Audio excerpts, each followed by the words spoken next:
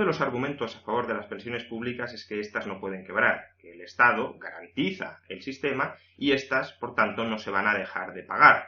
Y, por tanto, que los pensionistas, los jubilados, uno de los sectores, desde luego, más débiles o potencialmente más desfavorecidos de nuestra sociedad, tienen garantizado un bienestar mínimo gracias a la magnanimidad del sector público. En cambio, si tuviésemos pensiones privadas, se argumenta, estos sectores de la sociedad, pensionistas, viudas, etcétera, quedarían en su mayoría descolgados de la sociedad, no tendrían un mínimo patrimonio del que poder echar mano y en muchos casos nos los encontraríamos directamente tirados por la calle ante la imposibilidad de costearse la jubilación.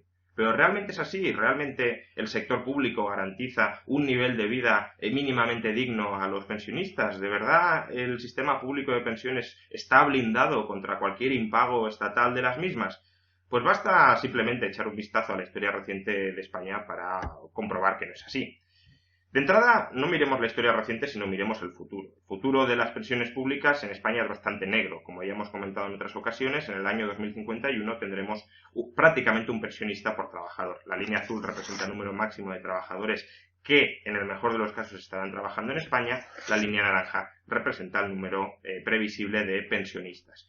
De hecho, en la medida en que los pensionistas suelen cobrar, algunos de ellos más de una pensión, es decir, lo normal es que haya más pensiones que pensionistas, por ejemplo en el caso de pensiones de viudedad, lo esperable es que haya más pensiones que trabajadores en España y por tanto que cada trabajador tenga que soportar más de una pensión. Por tanto, el sistema es obvio que está abocado a una profunda revisión que va a suponer quitas importantes de las pensiones para una parte muy considerable de la población. Pero lo que escuchamos cuando algunos repetimos este argumento es que los agoreros ya nos hemos equivocado en muchas ocasiones, que ya venimos pronosticando la quiebra de la seguridad social desde hace muchos años, desde hace muchas décadas, y que sin embargo la seguridad social sigue pagando puntualmente las pensiones sin ningún tipo de problema. Por tanto, si nos hemos equivocado tanto en el pasado, ¿cómo no nos vamos a poder equivocar en el futuro? Pues simplemente porque no nos hemos equivocado en el pasado. Las pensiones públicas, el sistema de seguridad social en términos más amplios ya ha quebrado en diversas ocasiones. Y como decíamos, para esto solo hace falta recurrir a la historia reciente de España en los últimos 30 años. ¿Qué ha sucedido en los últimos 30 años? Pues que ha habido una serie de reformas que han supuesto tijeretazos muy considerables en las condiciones de jubilación de los pensionistas españoles. Baste simplemente con analizar, con observar lo que venía sucediendo en el régimen de pensiones antes, por ejemplo, del año 85. Antes del año 85 simplemente era necesario trabajar 10 años para cobrar el 100% de la pensión a la que uno tenía derecho. ¿Y cómo se calculaba la pensión a la que uno tenía derecho? A partir de la media de los últimos 2 años de salario. Esto obviamente lo que provocaba es que en los últimos 2 años se inflaran artificialmente los salarios para devengar, para obtener derecho a una pensión muy sustancial 2 años después. Bien. Por tanto, solo cotizando 10 años a la seguridad social se tenía derecho a cobrar el 100% de la media salarial de los últimos 2 años. La edad de jubilación era los 65 años y además, cotizando a la seguridad social, con ello costeábamos todo el sistema de sanidad público español. Es decir, la seguridad social, con las mismas cotizaciones que ahora, daba para pagar pensiones y para pagar la sanidad. Bueno, en el año 85 hubo una reforma que ya le valió a Felipe González una huelga general, por la cual hacía falta haber cotizado 15 años para tener derecho al 100% de la pensión. Esta pensión a la que se tenía derecho se calculaba con los últimos 8 años de salario y solo se tocó esto. Bien. Pero desde el 85 al 87 hubo otra serie de reformas, especialmente importantes fuera del año 97, que modificaron el panorama del sistema de pensiones del siguiente modo. Primero, había que haber cotizado 35 años, ya no 10, sino 35 años para tener derecho al 100% de la pensión. Este 100% de la pensión se calculaba a partir de los últimos 15 años de salario y, sobre todo, se excluye la sanidad de ser financiada por la seguridad social. Por tanto, un trabajador ahora tenía que pagar impuestos, IRPF, IVA, etcétera, para costear la sanidad y además, con la misma cantidad que pagaba antes a la seguridad social, simplemente obtenía ya las pensiones, no le pagaban la sanidad. Es como si hubiésemos contratado un seguro que nos cobre 200 euros al mes para tener pensión asegurada y sanidad y cuando estamos a mitad de cotización de nuestra vida laboral nos dice no, la sanidad ya se la excluimos, si la quiere, páguela usted a otra empresa. Bien. Y ya por último tenemos la reforma del año 2011-2013, que acometen, ejecutan a la limón PP y PSOE, donde básicamente se incrementa la edad de jubilación, la edad para calcular la pensión media a la que tenemos derecho a los últimos 25 años. Es necesario haber trabajado ya no 35, ya no 15, ya no 10, sino 37 años para cobrar ese 100% de la pensión a la que tenemos derecho. Se eleva la edad de jubilación a los 65 años, se desindexan las pensiones del IPC y, por supuesto, se mantiene la negativa a que la sanidad se financie con la seguridad social. Por tanto, aquí lo que tenemos es una serie de quiebras del sistema público de pensiones que han sido continuadas aproximadamente cada 12, 13, 14, 15 años a lo sumo. Cada 12, 13, 14, 15 años tenemos una quiebra del sistema de pensiones. ¿Y por qué es una quiebra del sistema de pensiones? Una quiebra es simplemente cuando una entidad, una empresa, una familia no tiene activos suficientes como para hacer frente a las obligaciones que ha asumido. En el caso de la seguridad social, ¿cuáles son los activos que tiene? Pues el derecho futuro a quitarles parte del salario a los trabajadores. ¿Cuáles son sus obligaciones? Todas las obligaciones pensionales o de sanidad que ha ido devengando en función de la cotización de los trabajadores presentes. Bueno, pues cada 14, 15 años se da la circunstancia de que las obligaciones que ha asumido son mayores que los activos que previsiblemente va a tener para pagar esas obligaciones. Por tanto, tiene que meterle un tajo, tiene que recortar seriamente las obligaciones que ha asumido.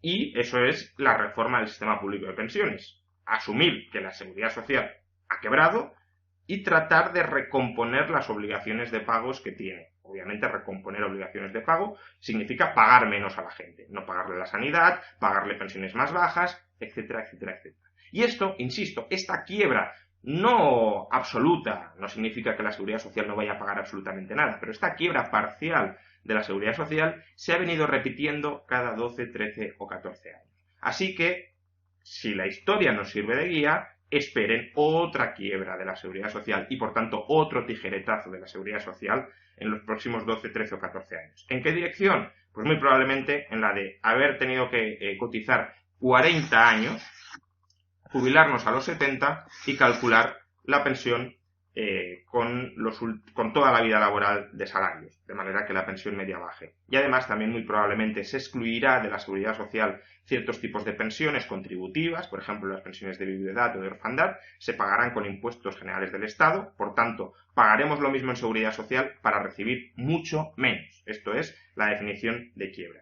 Pero desde luego el panorama es desolador, es decir, que uno tenga que entregarle a la seguridad social casi el 40% de su sueldo para que luego la seguridad social te vaya metiendo recortes para no recibir prácticamente nada a cambio, pues es un panorama bastante triste.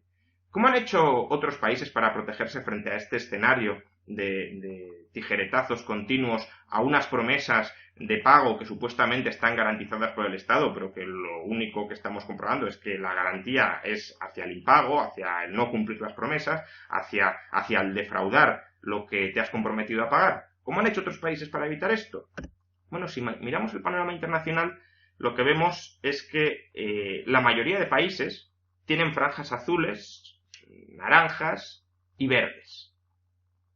Hay muy poquitos países, entre ellos España, que solo tienen franjas azules. ¿Esto qué significa? Bueno, esto es la tasa de reemplazo de las pensiones públicas y privadas en la OCDE en el año 2013. La tasa de reemplazo lo que significa es qué porcentaje del último sueldo que ha cobrado una persona lo cobra una vez jubilado. Si el último sueldo son 2.000 y una persona cobra en pensión 1.000, pues la tasa de reemplazo es del 50%. Si fuera del 100%, significaría que cobra 2.000 en materia de pensión. Bien, pues aquí tenemos cómo los distintos sistemas de pensiones del mundo hacen frente a esa tasa de reemplazo. Es decir, ¿quién paga qué parte de la pensión de un jubilado? Y con lo que nos encontramos es que la mayoría, como digo, combina el azul, el naranja y el verde. ¿Y lo combina en qué sentido? Pues naranja y verde significa que no solo hay pensiones públicas, sino que también hay un complemento de pensiones privadas, ya sean privadas obligatorias, es decir, que el Estado te obliga a ahorrar, que sería el naranja, o privadas voluntarias, es decir, que el trabajador ahorra porque lo considera conveniente. ¿Bien? Entonces, lo que vemos es que, por ejemplo, el sistema más generoso a la hora de pagar pensiones es el de Holanda, pero atención, Holanda paga en pensión pública solo un 30% del último salario. El resto lo pagan sistemas privados de pensiones. Si nos vamos a la República Checa, lo que encontramos es algo muy parecido. El 45% no llega de la tasa de reemplazo, la cubre el sistema público, pero el resto, hasta más del 80%, lo cubren pensiones privadas. En el caso de Irlanda, 3/4 de lo mismo. Dinamarca, un país que se tiene, y lo es, como muy socialdemócrata, como que tiene un estado gigantesco, pues con lo que nos encontramos es que el 30% de la tasa de reemplazo, o una tasa de reemplazo del 30%, mejor dicho, la cubre el sector público, pero hasta casi el 80% lo tienen a través de pensiones privadas, es decir, del ahorro y de la capitalización del salario de los trabajadores. ¿Y qué sucede? Pues que nos encontramos en algunos países, Austria, España o Hungría, que tienen una tasa de reemplazo muy alta, de las más altas del mundo, entre el 75 y el 80%, y la cubren íntegramente con cotizaciones públicas estatales a la seguridad social. Es decir, no solo estamos pagando pensiones de las más altas del mundo en términos relativos, sino que además lo pagamos únicamente a través de una de las patas posibles por las que lo podemos pagar, que son las pensiones públicas. Esto, evidentemente, anticipa un tijeretazo muy considerable en el futuro de las pensiones públicas. Porque sí, es verdad que hay otros países que simplemente tienen un sistema público de pensiones. Por ejemplo, Francia. O, por ejemplo, Grecia, Portugal. Esto es cierto, pero fijémonos en la tasa de reemplazo. La tasa de reemplazo ronda el 50% e incluso si nos fuéramos por aquí, nos observa en el gráfico, esto es Corea del Sur, esto es Eslovenia y esto es Japón. Tenemos tasas de reemplazo por debajo del 40%. ¿Esto qué significa? Que para tener el mismo nivel de pensiones que estos países, que sí tienen un sistema algo más sostenible que el de España, tendríamos que recortar las pensiones públicas ahora mismo un 20 o 30% o incluso la mitad. Por tanto, atención, porque lo que indican las estadísticas y lo que indica la historia es que van a venir más recortes al sistema público. ¿Y por qué? Porque no hemos querido combinar sistemas privados de pensiones o incluso sustituir todo el sistema público por un sistema privado de pensiones, como han hecho en Holanda, como han hecho en República Checa, como han hecho en Irlanda, como han hecho en Dinamarca, como han hecho en Islandia, donde prácticamente todas las pensiones son privadas, como han hecho en Australia, como han hecho en Estonia, como han hecho en Polonia, como han hecho en Chile, donde todo el sistema es privado, como han hecho en gran medida en Reino Unido, como han hecho en gran medida en Estados Unidos. Todo eso no lo hemos querido hacer y nos pasará factura. El hecho de haber querido manejar clientelarmente, electoralmente, la seguridad social por parte de nuestros políticos nos va a abocar a un futuro de pensiones decrecientes y de cotizaciones a la seguridad social crecientes, es decir, pagar más para cobrar menos. En esto se resume el fraude piramidal de la seguridad social pública.